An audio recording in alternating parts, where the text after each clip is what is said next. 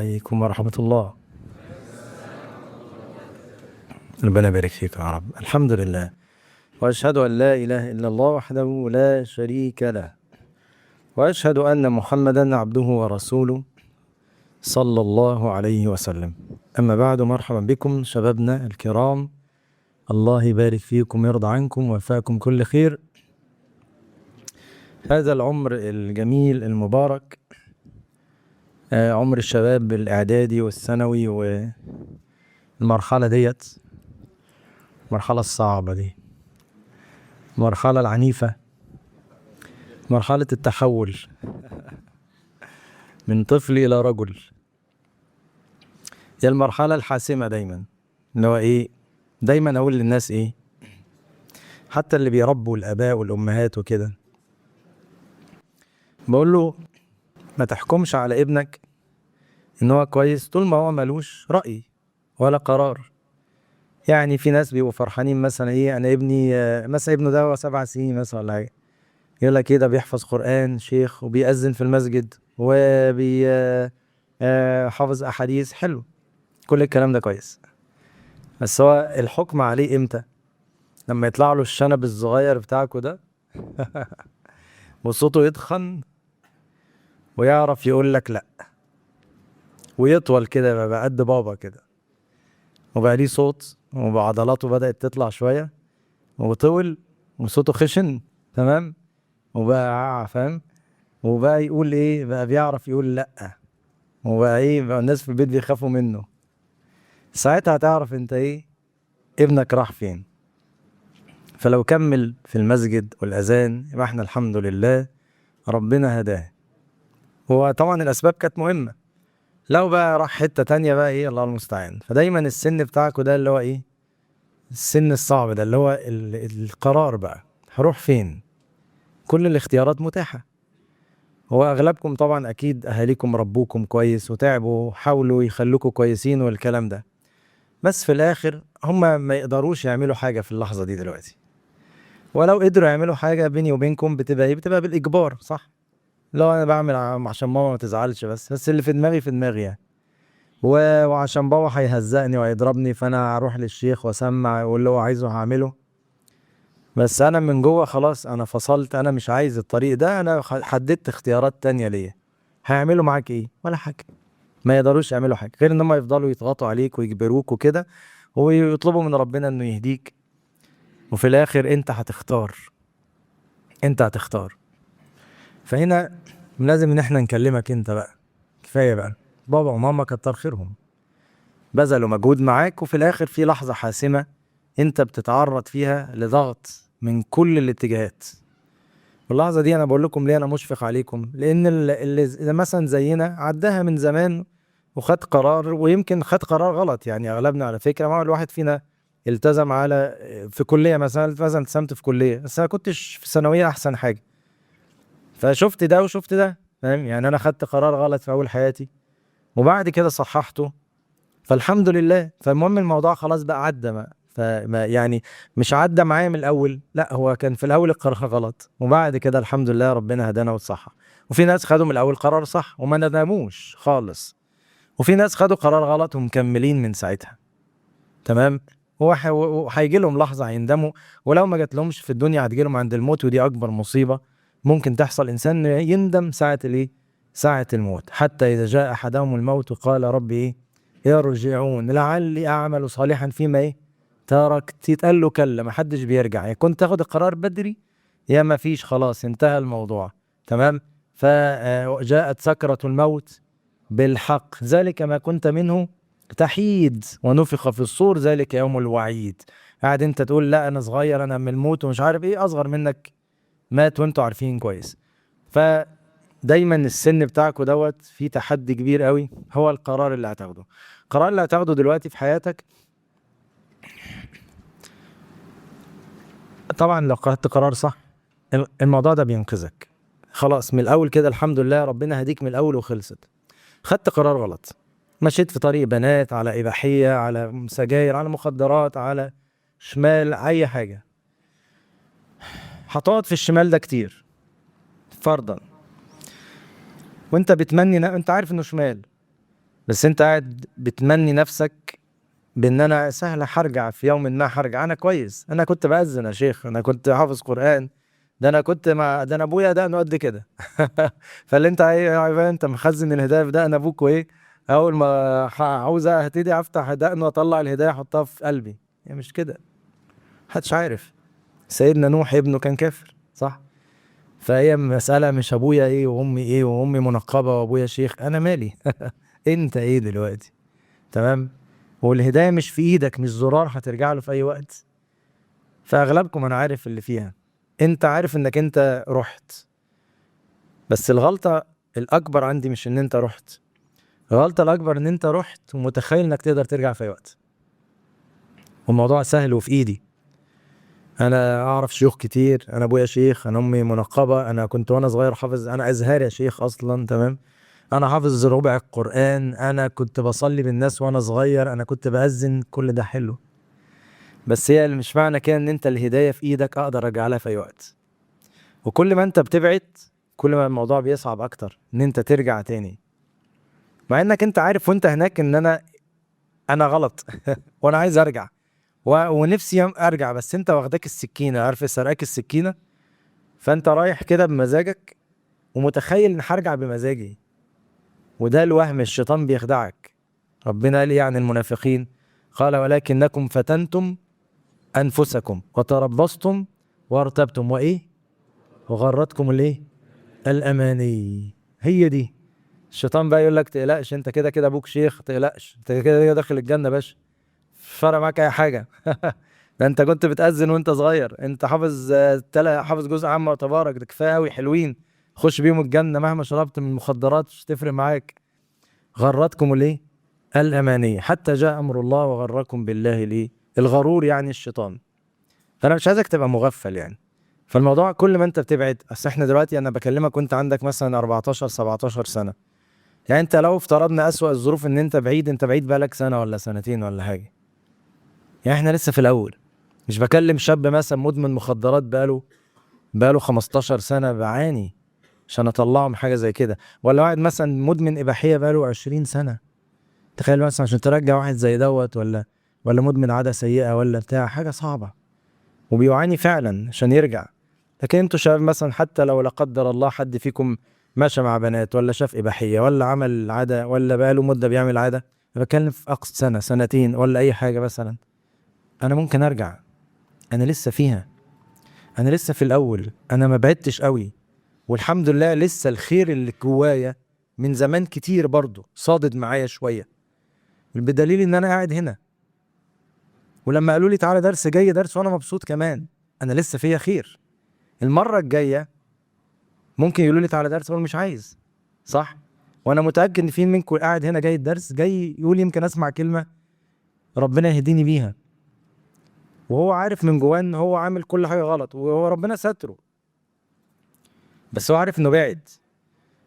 بس الجميل اللي فيك دلوقتي ان انت جيت الدرس رغم انت عارف اللي فيها، بس انت بتقول انا ايه لسه فيا خير، انا بحب الدروس وبحب الشيوخ وبحب الشيخ علاء وبحب احضر دروس وعايز اسمع خير، ويمكن يقول لنا كلمه تنفعنا. انت لسه بتحب الخير، انت لسه بتحب الشيوخ، انت لسه بتحب الدعوه، انت لسه عايز تصلي المغرب والعشاء معانا عادي، بس ده لغايه دلوقتي. طب لو انت اخرت تاني القرار بالعوده بجد ان انت تتوب بجد سنه كمان، هل السنه الجايه هتبقى لسه بتحب الشيوخ؟ هل السنه الجايه اللي تفضل لسه بتحب العلم، هتفضل لسه محافظ على الصلاه؟ ما الشيطان بيسحب ايه، واحده واحده. هو مش هيجيلك اول حاجه يجيلك يقولك ما تصليش، يبقى عبيط. ليه؟ باينه قوي، هيبقى مفقوس قوي، وشه مكشوف قوي. مش اول حاجه هيجي يقولك ابعد عن الشيوخ، ما انت لو بعدت عنهم هيعرفوا انك بعدت، هيروحوا يجيبوك. هو مش عايز كده، هو يسيبك زي ما انت، تحضر للشيخ عادي، تسمع دروس عادي، بيقولوا لك تعالى درس تعالى، بتروح عادي، بتصلي، كان ممكن تكون بتصلي في المسجد كمان مع ابوك عادي. بس هو بيلعب على ايه؟ بيلعب على الخلوات. بيلعب على ايه؟ الخلوات، السر اللي محدش شايفه. وكل لعبه دلوقتي في عندك، وانا عارف، وانت بتقول هو عارف منين الشيخ؟ ان هو شغال فين؟ على الخلوات. انت قدامنا ملاك، بس بقى لما بتقعد مع الموبايل لوحدك بتبقى واحد تاني. في بقى ياما ايه، في خبايا بقى محدش عارف عنها حاجة. المشكلة ان الموضوع بقى محدش عارف حتى يمسك عليك غلطة. انت قاعد في اوضتك هادي ووديع وشكلك امور، سماعة في ودانك اكيد بتسمع الحصري، ها، و... وقاعد بريء تحت البطانية وبتشات اكيد مع المدرس بتناقشوا في مسألة فيزياء. اكيد الولد ده ابننا مربينه يعني، ده محترم قوي، خلي بالك يا شيخنا، ها، وانت عارف اللي فيها. وبابا وماما يا عيني لسه فاكرينك كويس. وانت طبعا ايه خاربها بقى، ها. فبدأت يا عيني بقى، انت رحت بدأت بتكلم بنات مثلا، يعني انا يا رب اكون غلطان يعني، بس ايه، بس انا عارف انك بتعمل كده يعني. تمام. يمكن بتشوف حاجة كده ولا كده. وطبعا الموبايل للأسف بقى ايه، بقى زريبة. اي حاجة قابل، يجي لك صورة إباحية، يجي لك فيلم، يجي لك مقطع شمال، يجي لك موقع كده، محدش حاسس بحاجة وانت عيني غلبان، وعيك ضعيف، قاعد من تقلب، يجي لك ده يجي لك ده، قاعد تبص هنا وتبص هنا، وقاعد ايه، انت قاعد ايمانك يتفرتك وشهواتك بقى لسه بتتكون، فبتقابل بقى الحاجات دي، فبتتفرج، فبيحصل بقى ايه حاجات كتيرة قوي، بتبتدي تبعد بقى. وطبعا بتروح تقابل اصحابك يكلموا في الحاجات ديت، يكلموك في البنات، يكلموك في الإباحية. هو واحد صاحبك يدلك على حاجة كده ولا كده، اتعلمت منهم العادة السيئة مثلا لا قدر الله، بدأت تعمل مش عارف ايه، الدنيا باظت. المشكلة بقى انه محدش حاسس بحاجة. دي المشكلة، ان كله الآن بيعتبرك لسه حمادة البريء اللطيف اللي ايه، خاصة ان انت مش هينفع، ما ينفعش تبين حاجة. فانت بتروح الدرس وبتروح للشيخ وبتصلي في المسجد وبتصلي كمان، بس ايه، ربنا عليم بالايه، بالحال بقى. طيب احنا هنا ليه بقى؟ احنا هنا عشان نبعت لك رسالة الاول، احنا حاسين بيك وانا حاسس بيك، لان انا طبعا شفت كتير وقليل، تمام، ففاهم اللي فيها. وبقول لك انت يعني خلاص، انا مش جاي اكسر مقاديفك، ولا جاي يعني يعني ايه اقل منك، ولا جاي اذيك، وانما جاي الاول ايه، يعني اكون واضح معاك عشان تعرف ان انا قاطع عليك يعني. فايه، وبعد كده اخدك على الهادي كده، واقول لك يلا بينا ايه، يلا بينا نلم الدنيا عشان الدنيا باظت كده. تمام. من الحاجات اللي احنا بنلاحظها، خلينا ابدا بدايه كده غريبه شويه. احنا بنسمع دايما، وكلكم اكيد سمعتوا، انتوا شباب بقى اكيد حضرتوا دروس كانت تتكلمكم عن الموضوع، تكلمكم عن ابن عباس، صح؟ اتكلموا على زيد بن ثابت، عبد الله بن مسعود، تمام. هم مش الناس دي كانوا في سنكم؟ يعني ابن عباس، يعني كان لما النبي عليه الصلاة والسلام كان بيقول له يا غلام إني أعلمك كلمات احفظ الله يحفظك، كان هو مش معدي 12 سنة في اللحظة دي، تمام. سيدنا ابن مسعود كان صغير برضو، كان سنه 17 و16 والحاجات ديت. الأرقم ابن أبي الأرقم كان سنه 17. كتير من الصحابة أسلموا في سن 16 و15 و17. بس احنا ليه مش بنحس ان هم كان عندهم فترة مراهقة؟ يعني هو فين المراهقة بتاعتهم؟ يعني فين المرحلة اللي هو ايه، شنبه طلع وصوته تخن وبدأ يعاني وبنات وإباحية، ولا فين الحاجات دي؟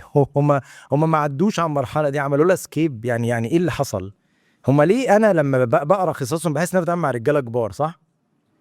يعني لما تسمع ابن عباس عمرك بيجي في بالك ان واحد عنده 10 سنين مثلا او 12 سنة، انت بتحس ان هو حاجة كبيرة قوي دايما كده. لما تسمع الارقم من قبل الارقم تحس بتتكلم في واحد عنده 40 سنة مثلا، مش 16 سنة. هو فين المرحلة اللي أنا فيها دي؟ هي ما عدتش عليهم ليه؟ إذا المرحلة دي مش مرحلة لابد أن تحصل. المرحلة دي مرتبطة بالظروف اللي حواليك. ففكرة إن أنتوا بقى إيه، تتبرر لي اللي بيحصل لك بالمرحلة، تقول لي يا شيخنا معلش مراهقين بقى أنت عارف يعني، وبكرة يعقلوا إن شاء الله. هو أنت ليه مفترض إن هو لازم يحصل كده، ولا لازم أعذرك، ولازم أراعي إن أنت في فترة المراهقة، ولازم أعدي لك كمان، واستناني بقى لما تعدي الفترة دي بقى انت عارفها بقى شيخنا الثانوية وكده، وان شاء الله في الكلية بقى نبقى كويسين. ليه؟ ليه المفروض اعمل كده؟ وليه ما الصحابة ما كانوش كده؟ اذا مفيش حاجه اسمها فتره مراهقه اللي هي حتميه ولازم ولابد ان انتوا كلكم تراعوني وانا في، انت عارفني بقى معلش الثانويه ولما اكبر ربنا يهديني، مش لا. اذا المرحله دي كلها مش مبرر، المرحله دي كلها مش عذر، المرحله دي كلها مش لازم نراعيك. انت راجل كبير، انت مكلف، انت من ساعه ما احتلمت انت بقى زيك زي اي حد كبير. لو مت النهارده هتتحاسب، مش هتعمل انك صغير. يعني انت مجرد ما احتلمت عديت 13 14 سنه مثلا، انت لو مت تعرف قبليها ولا اي حاجه، لو مت هتخش الجنه على طول قبل الاحتلام. طب انا بعد الاحتلام قابل بقى، خلاص بقيت كبير بالغ مكلف عاقل. يعني دلوقتي بتتحاسب حسنات وسيئات، يعني تسيب صلاة من هنا تعالى قابل، هتعمل عادة سيئة من هنا تعالى قابل، هتتكلم بنات تعالى قابل، يبقى انت بتحاسب. ما انت لو مت هتلاقي نفسك بتقابل ربنا لوحدك، مش هتقول له لا اصل انا صغير، مش انت بقيت مكلف. ففكرة ان انا اصل انا مراهق اصل انا صغير، لما اكبر بقى انتوا فيها يا شيخ انا لسه صغير يعني ما فيش حاجة. لا يا باشا، انت بلغت دي تساوي ان انت مش صغير. فمرحلة المراهقة دي حاجة انتوا افترضتوها وعايشين بقى فيها ومعتبرينها كمان عذر ليكم مبرر وبجاحة كمان ان انت تتبجح بيها باللي بيحصل. لكن انت الفكرة بقى في ابن عباس وابن مسعود والناس دي، الفكرة الوسط اللي انت بتحط نفسك فيه. لما تحط نفسك في وسط جاد، في اجتهاد، في ناس شغالة، في ناس يعني عندها اهداف وعبادات وطاعات، تحس ان انت كبرت فجأة. عشان كده بقول لك هم الناس دي عملوا سكيب للمرحلة. عملوا سكيب للمرحلة ازاي؟ ان هو كان بيحط نفسه وسط الكبار. ابن عباس وسط الكبار، بس كان مين شيوخه؟ عمر بن الخطاب، علي بن ابي طالب، ابي بن كعب، وقبل كده كان ملازم للنبي عليه الصلاة والسلام. كبر وهو صغير، وكل الصحابة كانوا كده حواليهم الصحابة الكبار. فانا لما بقول لك لما انت تبقى وسط ناس كبيرة في السن او كبيرة في العقل حتى لو هم سنك، انت بتعمل سكيب للمرحلة دي.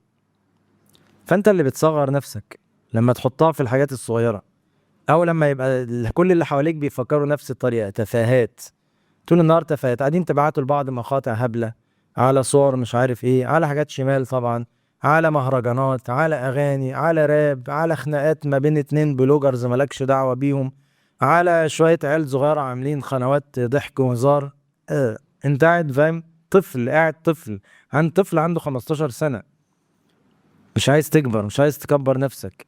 انا عايز اقول لك النماذج ديت كانوا في سنك، بس انت بتشوفهم بتقول ايه هو فين المراهقة هنا؟ انت ممكن تبقى نفس النموذج دوت لو عرفت قيمة نفسك وقيمة عقلك وعرفت ان انت مكلف ومحاسب. عشان كده اول خطوة المفترض ان انت تاخدها كقرار حاسم، طالما انت عرفت اللي فيها وانا جيت صريحتك باللي حاصل، وانت عارف ان انت بتتسحب، وانت عارف ان انت دلوقتي في مرحلة غريبة. انا ده توصيفك بالظبط، انت كنت ولد ملتزم ومؤدب وابن ناس ومتربي، ودلوقتي بلغت، ودلوقتي انت بتعمل حاجات غلط كتير ومحدش حاسس بحاجة، ومعتمد ان بابا وماما شايفيني لسه كويس، وان هم مش ما يتخيلوش اللي انا بعمله، وما حدش مش هيصدقوا حتى لو حد قال لهم، وانا خاربها ومحدش حاسس بحاجة، وانا مش عارف اعمل ايه دلوقتي. صح؟ ده الواقع. ده اول خطوة. انا كبرتك، قلت لي ان انت دي ازمة واحنا نعديها مع بعض. اول خطوة لازم ان انت تعرف ان انت في حد شغال عليك، وانت زبون دلوقتي، ما تبقى ساذج. الشيطان شغال عليك وبيلعب على ان الدنيا سرية لغاية دلوقتي ومحدش حاسس بحاجة، بس هو قاعد يبوظ لغاية ما انت هتبوظ خالص. وبعد كده فجأة الناس تكتشف بقى بعد ما الدنيا باظت خالص وانت مش عارف ترجع، فساعتها بقى تروح سايب الصلاة وسايب القرآن وسايب كل حاجة، وتظهر بوجهك الحقيقي بقى لأهلك وللناس، ويكتشفوا مرة واحدة ايه ده ابننا ده اللي ربناه، ده اللي تعبنا فيه، حسبنا الله ونعم الوكيل، وتبتدي امك بقى تزعل وتدعي عليك ومشاكل سودة. طب انا ليه استنى اللقطه ديت؟ ومعلش انتوا كلكم عارفين في شباب بقى وصل المرحله دي خلاص، اللي هو بقى بيجح مع ابوه وامه خلاص، صح؟ يعني انا دلوقتي انا في المرحله الاولى بتاعته، اللي هو انا لسه الدنيا في الهادي معايا، في واحد عدى واتفقس واتعرفت وخلصت وهو طالع بوشه بقى خلاص.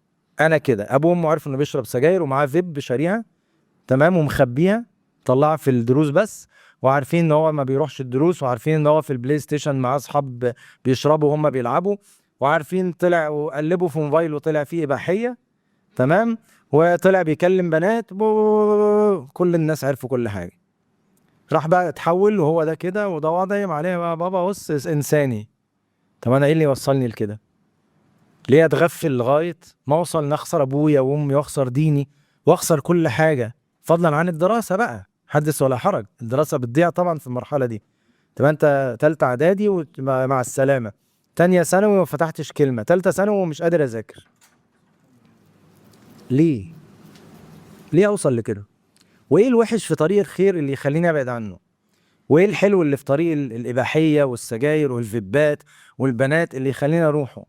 غير لذة مؤقتة دايما بيعقبها ندم. عمري ما خلصت اللذة دي وفرحت، كل مرة بندم، كل صورة إباحية بشوفها بندم، كل فيلم بشوفه بندم، كل مرة بعمل العادة بندم، كل مرة بشرب فيب من ورا أبويا بندم، كل مرة بخبيها في جيبي من أمي بندم وبحتقر نفسي. صح؟ ليه بعمل كده؟ سؤال منطقي، ليه؟ في نفس الوقت كل حاجة، في ناس كتير بيدعوني للخير، منطقتي وأبويا وأهلي وأمي ملتزمة واصحابي فيهم ناس خير والشيوخ حواليا، انا ليه بقاوم؟ وليه بقاوم دعوتهم؟ وليه بقف ضدهم؟ وليه انا بخبي؟ طب ما ارجع، انا لسه فيها، انا صغير في السن بس انا عقل كبير، انا بفهم، انا بيتلعب عليا صريحه، انا مش مغفل، انا في حد شغال عليا، والشغلانه دي مش هتقف عند الحد اللي انا فيه ده، مش هتقف عند الحد ده. ده اللي عايز اقوله لك كمان شويه، ان هي مكمله وموضوع هيكبر، ولو ما وقفتوش دلوقتي هيكبر لما لا تتخيلوا، لما لا تتخيلوا. فاحنا فيها واحنا في الاول، انت الكلام كله على حاجات بسيطة. معلش الشباب الفيب جابت مخدرات عند ناس، تمام، والإباحية جابت حاجات حقيقية بعد كده، تمام، وفي آسف في الكلمة، في شباب بدأوا يعملوا حاجات مع بعض، شباب مع شباب، انت فاهم ايه اللي كان بيصلي في المسجد من سنتين بقى شباب مع شباب؟ ازاي؟ ايه اللي وصلوا لكده؟ ازاي بيعملوا كده؟ فاهم؟ كشف عورات وحاجات وتلامس اللي انت فاهم بقى، فاهم ازاي؟ احنا وانت عارف كده، وعارف اصحابك في اصحابك كده، وفي المدرسة كده، صح؟ احنا وصلنا هنا ازاي؟ وصلنا هنا من زمان، في حاجة من زمان لو ما كانتش اتمسكت كنا نوصل للنقطة دي. واللي انت شايفه في اصحابك اللي هم بيعملوا الحركات ديت، واللي انت شايفه اللي صاحبك اللي وصل لسجارة فيها حشيش واللي وصل لسجارة، ما هي بدأت بنفس البدايات اللي انت فيها دلوقتي، وانت قاعد متخيل انا مش ممكن ابقى كده، مستحيل، انا عمري ما اوصل للدرجة دي، واهم. فاحنا لازم نلحق دلوقتي. اول خطوة ربنا قال لا تقربوا الفواحش، لا تقربوا الزنا، يبقى اول خطوة ايه؟ ما تقربش اصلا، ما تقربش من هنا. الحتة هنا فيها مغناطيس، فيها شفاط، اول ما توصل لنفسك ايه؟ جوه مرة واحدة. يبقى انا ما بقربش اصلا. يعني ايه ما بقربش؟ يعني اي حاجة بتوديني الناحية دي ببعد عنها قوي، مش ما ببعد قوي. يعني أنا دلوقتي عندي درس فيه بنات ودرس ما فيهوش بنات، روح الدرس ما فيهوش بنات، كل مش هكلمهم، ما انت بتبعد، احنا مش بقى احنا عايزين ما نقربش. ما تبقاش انت بقى تقول لي بقى انت اصلا بتروح مدرس تقول له عايز مجموعه فيها بنات، انت عبد، انت مخك فين يا عم؟ قلت له يا دكتور المجموعه دي ناشفه ومفيش حاجه فيها بنات، تمام، في ايه؟ وبعد كده يقول لك مش عارف انا رحت ليه وضيعت ليه. طب ما انت اللي انت متعمد تروح درس فيه بنات ليه؟ قول له يا استاذنا انا عايز مجموعه فيهاش بنات، مواعيد هي مش هيفرق معايا مواعيد، انا عايز مجموعه فيهاش بنات وخلاص، تمام كده. تاخد مواعيد كده مجموعه ابعد. تمام. لو لا قدر الله رحت معهد، تقول لي طب ما المعهد فيه بنات هنعمل ايه بتاع، بتروح بتقعد في حته بعيده، ما هو في اماكن جنب البنات واماكن بعيده عن البنات، وفي اماكن يعني فاهم، مكان يساعدك على عدم النظر. ولما تيجي ميعاد المعهد، تمشي اول واحد، تجري، ما تقفش تحت وهم نازلين يعدوا قدامك وولاد يعكسوا وبتاع، وانت واقف مع اصحابك، راح بنات جم كلموا اصحابك، رحت انت اتكلمت معاهم، صح؟ لا تقربوا الفواحش. الدنيا بتجيب بعض. تواصل، انت واقع في ايدك ارقام بنات، واقع عرفت اكونتات بنات، عرفت واتسابهم، عرفت اكونتاتهم، ما تخشش تعمل فولو، ما دي بداية. هتخش تعمل لها فولو، بعد كده تعمل لها لايك، بعد كده تعمل لها كومنتات، بعد كده تعمل لك كومنت ترد عليك، بعد كده شيطان يخدعك بقى، يقول لك دي شكلها ايه، معجبة بيك، طب خش اسأل عليها، طب نطمنوا على بعض، طب هات واتسها، طب شوف حالاتها، طب نزل لها حالة ولمح لها وبعدين ايه الحلاوة بتاعتك دي؟ تمام. بعد كده يقول لك مش عارف وقعت ليه، وقعت ليه؟ ده انت كويس انك لسه واقف اصلا. لو بتهزر، انت قاعد تقرب من الفواحش، تقرب من الفواحش لغايه ما خلاص الشفاط خدك. انا ليه عملت كده؟ ليه عملت فولو للبنت اصلا؟ ليه يعني؟ ليه عملت لها اد فريند اصلا؟ ليه يعني؟ ليه طلبت صداقتها وانا غبي؟ يعني انا بطلب صداقتها بنفسي وبعد كده بسال نفسي انا وقعت ليه؟ تمام. ما تطلبش صداقه بنات، شيل البنات كلهم اللي على حساباتك، اعمل اكونت جديد صفر وخليه نضيف ما فيهوش بنات خالص. انا دلوقتي ليه اعمل متابعه لصفحات على النت بتنزل مثلا صفحه مغنيه مثلا، تابعها ليه؟ صفحة بنت بلوجر بتنزل فيديوهات في البيت ولابسة وبتاع وترقص عملت لها متابعة ليه؟ ما هو انت مغفل، بتقعد انت تتابع الحاجات دي وبعد كده مش عارف انا وقعت ليه بقى بعد كل ده. ليه تابعت واحدة زي كده؟ ليه تابعت واحدة بلوجر بتنزل فيديوهات بلبس خليع ولا بترقص ولا بتعمل؟ تمام. التيك توك طبعا ده بلاعة بقى، ده كل الزبالة فيه. تمام. انا نصيحتي يعني اللي عايز ياخد بيها ياخد بيها، بلاش تيك توك خالص خالص خالص. شيله. صدقني ما فيهوش اي فايده، ما فيهوش اي فايده. هتقول لي اصل في مقاطع حلوه بتاع ايه؟ المقاطع، هو التيك توك مقاطع كلها دقيقه او كلام كده، بيجي لك قران كلمتين حلوين، وكل المقاطع اللي فيه موجوده على اليوتيوب، اللي هنا موجود هنا، وانت اصلا كده كده اصلا مش منشن على حاجه، هو مقطع قابلك صدفه، وانت كنت داخل بتدور على حاجه معينه. مفيش حد بيخش تيك توك بيدور على حاجه معينه، انت بتخش عشان انت ونصيبك، بتقعد تقلب كده وخلاص. فطبعا هتقابل 90% شمال على 10% يمين بتطبطب بيهم على نفسك. ايه فايدته؟ ما تخشوش يا سيدي. تمام. خالص. شيل الابلكيشن ده خالص، ولا الحساب ده خالص. اخرك اليوتيوب والواتساب. الفيسبوك ده لو مزنوق قوي كمان، يعني انا برضه نصيحة في سنك ده بلاش فيسبوك احسن، لان انت ولسه الوعي ما اكتملش. بص احنا كبار وبنعاني على فكرة، ما بالك بقى انت لسه في سنك ده وبتقابل ولسه ادراكك محدود، مش تعرف الخير من الشر. وكمان دنيا في الفيس مش بس شهوات، ده في افكار دلوقتي وفي كلام غريب وفي كلام في العقيدة، وتلاقي كلام في ايران والشيعة وبتاع، انت داخل في حتة صعبة. فانت اليوتيوب في كل حاجة عايزها، والواتساب والتليجرام ابن ناس محترم، مالكش دعوة بالانستجرام خالص خالص، مالكش دعوة بالتيك توك ده خالص، والفيسبوك ده لو مزنوق قوي. صدقني والله، ما انت طبعا تخيل انت ايه يا شيخ عايش فين؟ انا عايش ازاي من غير الحاجات دي؟ عادي، غيرك كتير عايش من غيرها، انا عايش فاهم انا. سناب بقى شهر برضه، سناب ماشي. انا عندي حساب على التيك توك على فكره، بس انا مديه الادمن وهو بينزل عليه فيديوهات وانا ما بعرفش بيحصل ايه، انا بخاف اخش في قناتي، بلاقي نفسي بروح في حاجات غريبه. تمام. صعب يعني.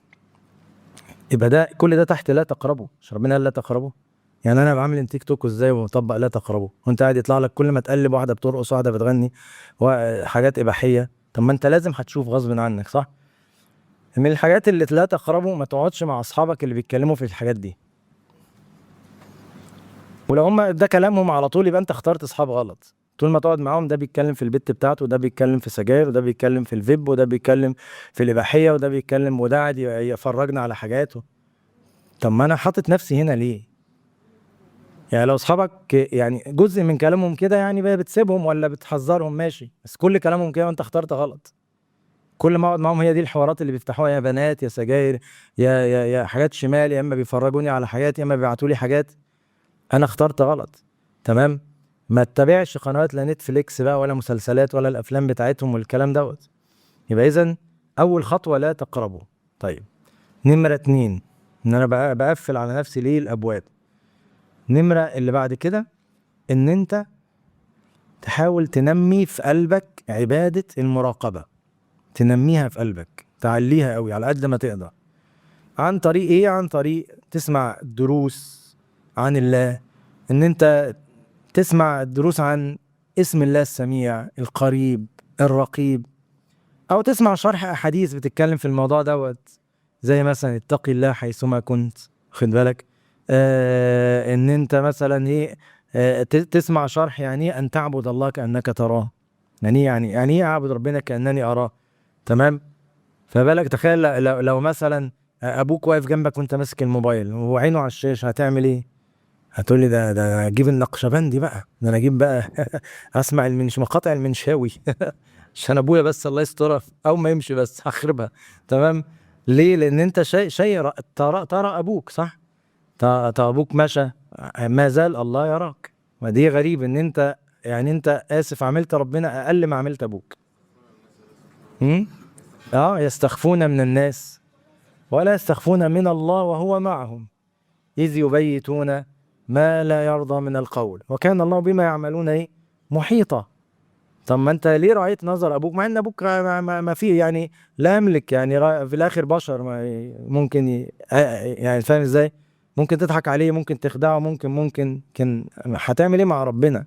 فدي الفكرة ان انت دايما عشان تنمي المراقبة تفكر نفسك بنظر ابوك دوت. لو ابويا واقف جنبي دلوقتي وباصص في الشاشة، او المدرس او امي، هعمل ايه؟ طب ليه؟ ما هو ربنا مطلع عليا الآن وأنا تحت السرير وأنا تحت البطانية وأنا مطفي نور الأوضة وأنا مستخبي في أوضة ضلمة.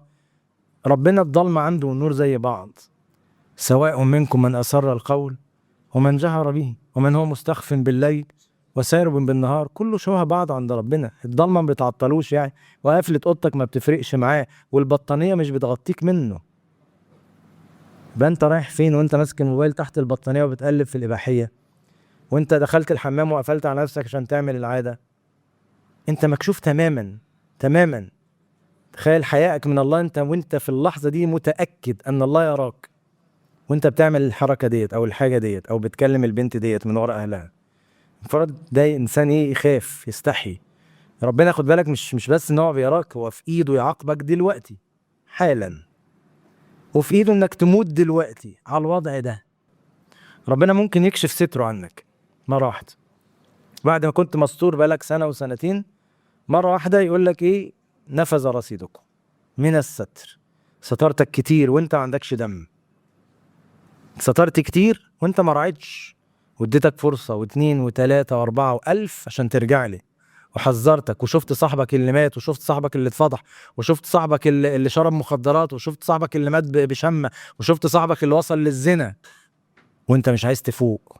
نعمل ايه مع نفسك بقى؟ هنرفع سترنا عنك. والله لو ربنا رفع ستره عنك والله هتتفضح جوه اوضتك، هتتفضح جوه بيتك، هتبقى اختك وامك وابوك والعماره كلها بيبصوا لك من فوق لتحت كل ما تعدي قدامهم، كله هيعرف كل حاجه لو اترفع الستر. هو امتى هيترفع؟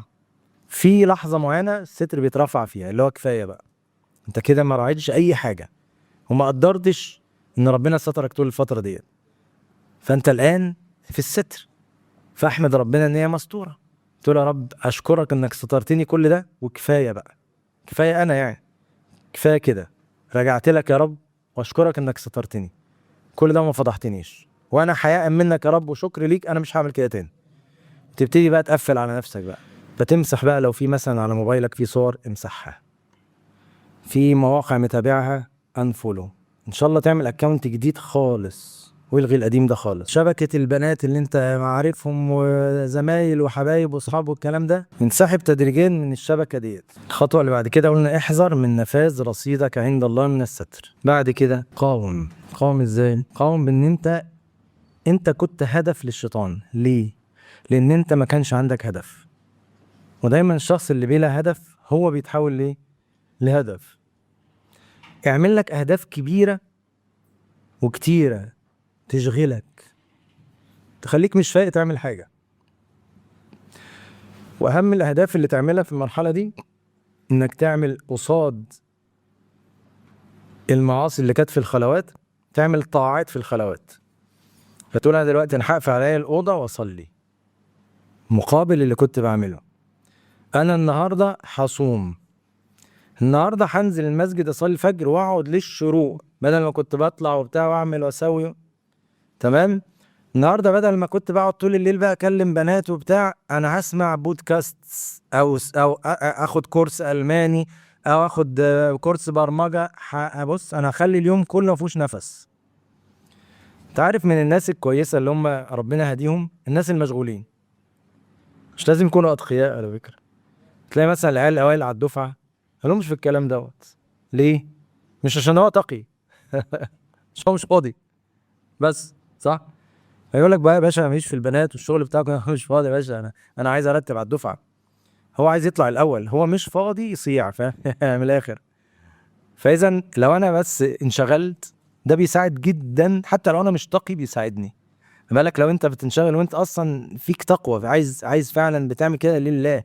ده اللي بيعمل كده مش لله مع يعني ده حماه من حاجات كتير. وزي ما بيقول لك نفسك ان لم تشغلها بالحق شغلتك بالايه؟ بالباطل. يعني انت لو انت ما حطيتش حاجه تشغلك، هي الفراغ هيجيب لك الباطل لغايه عندك. واسوأ شيء عند الشاب اللي زي سنكوا الفراغ، انه قاعد فاضي مش لاقي يعمل، فيقعد يقلب في الموبايل بقى بالساعات. وقابل بقى بيجي لك بقى شمال يمين زي ما يقابل معاه. فانا ليه اعمل فراغ؟ طب ما انا اعمل ساعه صلاه وساعه قران وساعه بودكاست وساعه كورس الماني وساعه كورس برمجه وساعتين كده كده في الدرس وساعتين مش عارف ايه واكل مع امي واتعشى مع اختي وبتاع، وخلص اليوم. وانام واصحى واليوم يعدي واصلي الفجر في المسجد وكل صلاتي في المسجد عشان استهلك وقت برضو واخد اجر. خلصت الدنيا. مع الوقت هتتعود. وزي ما قلنا انا كده كده بقى لا تقربوا الفحش، بعدت عن البنات، بعدت عن اصحابي اللي بيتكلموا كده، قفلت الدنيا، مسحت الحاجات دي. انا بساعد نفسي. واخد بالك؟ من الحاجات اللي بتساعدك برضو ان انت تشوف ان النماذج المبهرة اللي سبقوك في الباب دوت، اللي اتعرض عليهم الشهوات والاباحيات ورفضوا، وعلى رأسهم سيدنا يوسف عليه السلام. مش بقول لك بقى اتعرض عليه اباحية، اتعرض عليه بقى ايه؟ فاهم؟ ملكة، امرأة قصر وجميلة وكل حاجة، وبتقول له هيت لك، يعني كل حاجة مباحة خلاص. تخيل بقى، وشاب وصغير وأعزب وجميل بشدة جمال سيدنا يوسف، وعنده أكيد شهوة زي أي رجل، حتى لو كان، ما هو في الآخر رجل ليه شهوة. تمام. وبعيد عن أهله وبعيد عن بيته، ولا في أب يشوفني ولا في إخواتي يشوفوني، أصلا كده كده في بلد غير البلد. تعرف واحد بيبقى في بلد غير بلد وبياخد راحته، يعني كل حاجة بتقول له يلا في نفس الوقت، وتقول له هيت لك، وغلقت الأبواب. يعني مفيش حد يشوفنا خالص إلا الله. فأول حاجة قال معاذ الله، يعني مستحيل. شوف بقى، يعني مش بقى ده، تخيل بقى لو سيدنا يوسف بقى بعتت له صورة بحية أسهل بكتير، ولا حد بعت له مهرجان أسهل بكتير، ولا بنت عدت في الشارع أسهل بكتير. ده بقول لك واحدة بتقول له يلا بينا، كل حاجة بقى، والأبواب مقفولة ومحدش عارف يعمل حاجة ومحدش شايفنا وانت لوحدك وشاب وجميل وقوي وبعيد عن بلدك. ازاي تقدر تقول لأ في الحالة دي؟ لا، في واحد قال لأ في الحالة دي، يبقى ده قدوة ليا، يبقى انا ممكن اقول لا. ده فاهم؟ ادي قدوة. تمام. كان في واحد من الصحابة، تمام، او واحد من التابعين اسمه عبيد بن عمير. عبيد بن عمير كان تقي قوي قوي، يعني موضوع البنات ده قافل فيه خالص يعني. فكان في واحدة كانت دي، يعني هي من كتر ما اشتهر هو بتقواه في موضوع النساء ده، كانت حطت تحدي كده في دماغها ان هي هتفتنه. هتفهمش ليه. قالت انا اروح افتنه. فراحت قدامه وكشفت عن جمالها، يعني عملت نفسها رايحة تسأله، كانت عاملة لابسة كأنها لابسة نقاب يعني وكده عشان تقرب منه. أول ما وصلت له بس وكأنها جاية تستفتيه، فراحت إيه؟ خلعت كده وبينت بقى، كانت جميلة جدا. تمام. فقالت بقى هي هيشوفني هيقع على طول. تمام. هي مفيش حد بيقاوم هي جميلة قوي يعني. قالت ده اكيد بقى هينهار وهيكلمني بقى ونتواصل وهيصدق بقى. فاول ما عملت كده ولا اي حاجة، راح قال لها طيب انا عايز اسألك كام سؤال كده. قالت كويس، وقع اهو. يلا بينا. هيسألني بقى نمرتك ايه وواتسك ايه واكونتك فين، صبية وبتاع. قال لا في كام سؤال اسالك كده، وبعد كده اللي انت عايزاه هنعمله. قال لها انا عارف انت عايزه ايه. قالت له اه. قالت لي لا، اللي انت عايزاه هنعمله. يا سلام، كويس جدا. لا بس هتجاوبي على كام سؤال بس، في انترفيو صغير هنعمله، وبعد كده اللي انت عايزاه هنعمله. قالت له اتفضل. قال لها لو ان ملك الموت جاءك الان وقبض روحك، اكنت تحبين ان نفعل ما تريدين؟ قالت اللهم لا. قال صدقتي. قال لو أتاك منكر ونكير في القبر، الملكين اللي هيسألوا الواحد إيه من ربك وما دينك، للمسألة وقتها أكنت تحبين أن نفعل ما تريدين؟ قالت اللهم لا. قال صدقتي. قال لو أنك جئت في يوم القيامة والناس تأخذ الكتب، ناس تاخد الكتاب باليمين وناس تاخد الكتاب بالإيه؟ بالشمال، وانت مش عارفة الكتاب هيجي لك يمين ولا شمال، في اللحظة دي قبل ما الكتاب يوصل، لو دماغك اشتغلت كنت وافتكرتي اللقطة اللي احنا فيها دلوقتي، كنت تحبي اعمل اللي انت عايزاه؟ قالت له لا. قال لها صدقتي.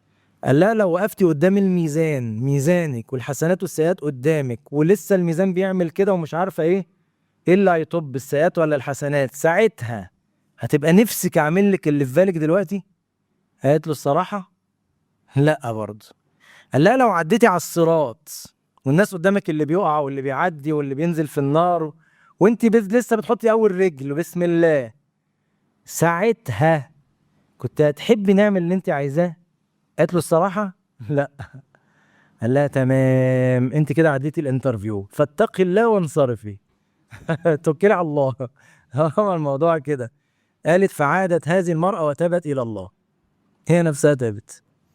فأنا عايزك ببساطة جدا جدا، الخمس أسئلة دول انترفيو بتعمله مع نفسك بسرعة، كل ما دماغك تروح شمال، سواء الشمال دوت كان السجاير، فيبات، تمام، بنات، إباحية، صور، لعب شمال على النت، نتفليكس، حاجات قمار، أي حاجة، تمام، على طول تروح عامل انترفيو، تقعد مع نفسك. الانترفيو ده ياخد دقيقة واحدة بالظبط. قعد نفسك قدام نفسك.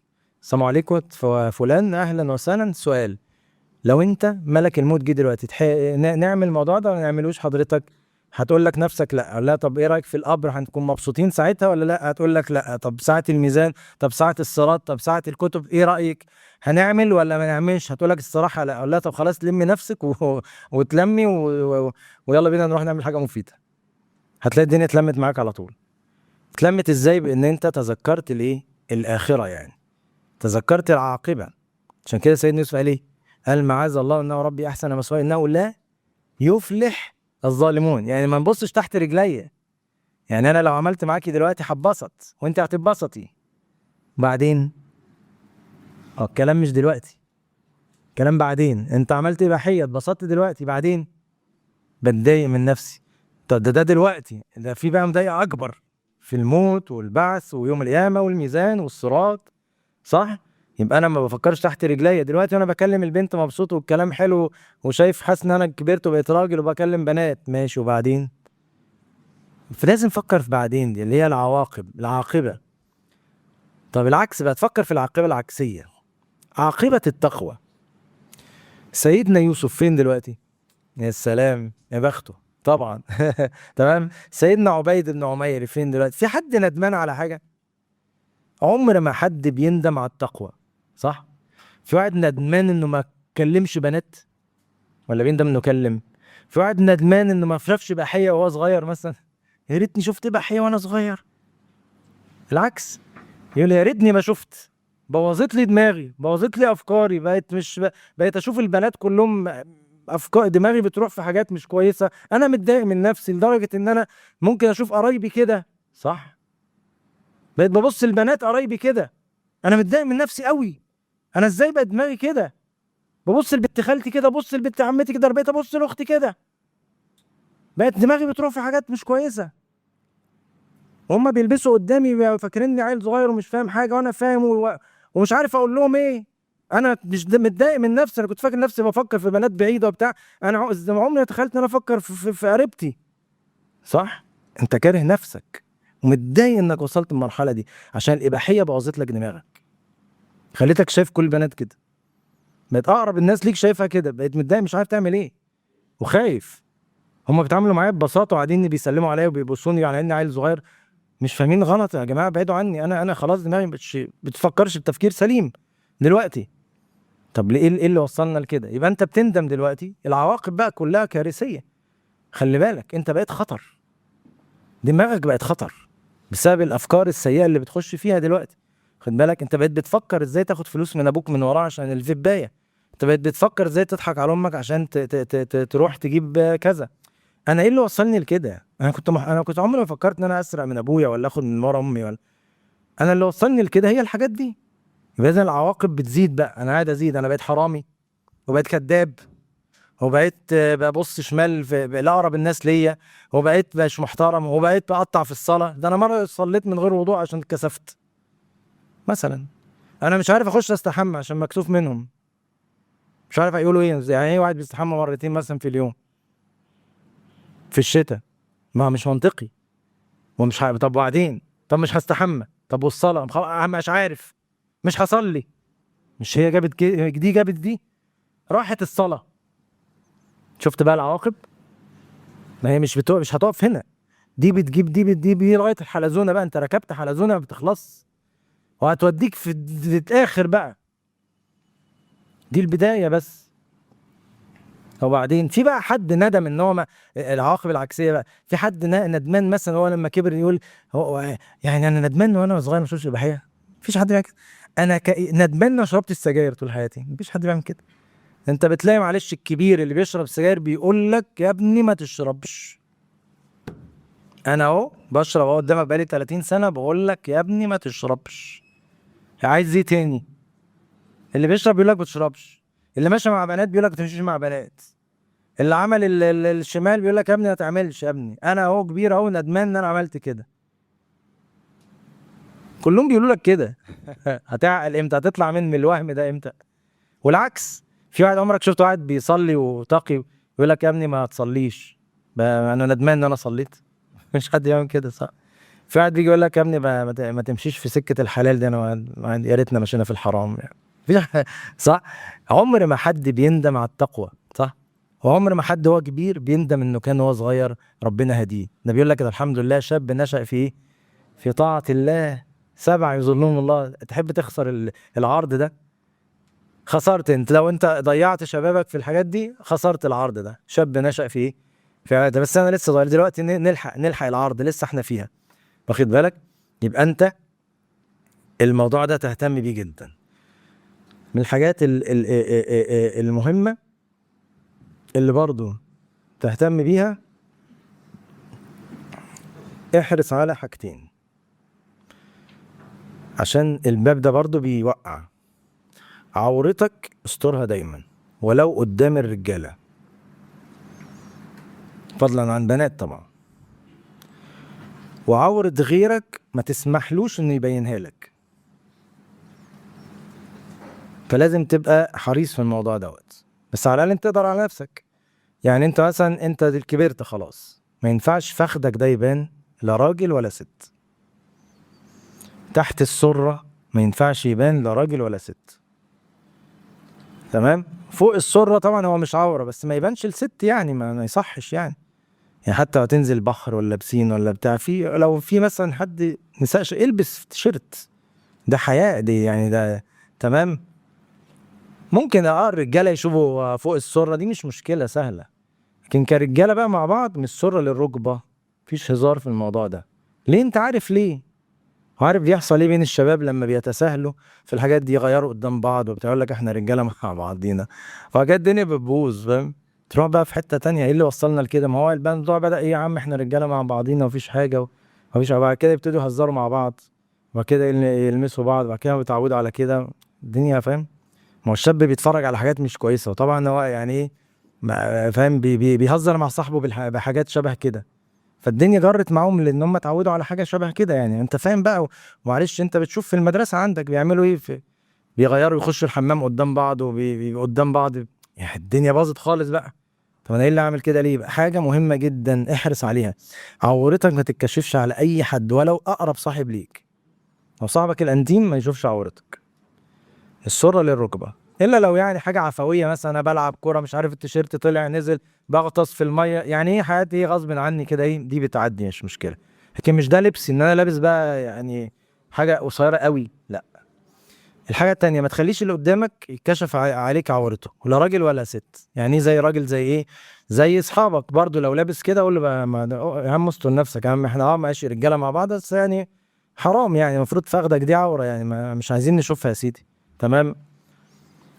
طب ست زي مين؟ زي اخواتك وبنات خالاتك والناس اللي هم ممكن مش واخدين بالهم. على فكره البنات اصل سذج في الموضوع ده، هم مش بيتعاملوا بعفويه ومش قصدهم حاجه يعني. احنا بقى ايه، اصل دماغ الراجل غير دماغ الست شويه، الراجل بتروح للموضوع ده قوي. دماغ الست ممكن ايه تخش بالها على فكره من الحاجات دي شويه. ممكن اختك مش واخده بالها، هي مش وحشه، هي مش واخده بالها، هي لابسه ايه، لابسه مكشوف شويه، فانت لازم تقول لها انا ما تلبسيش قدامي كده. بنت خالاتك لابسين كده، اقول لهم مش داخل، مش هينفع ادخل، مش هينفع ازوركم اصلا انتوا كده، ان هي مش محارم. طب اختك محرم هتعرف تتصرف معاها.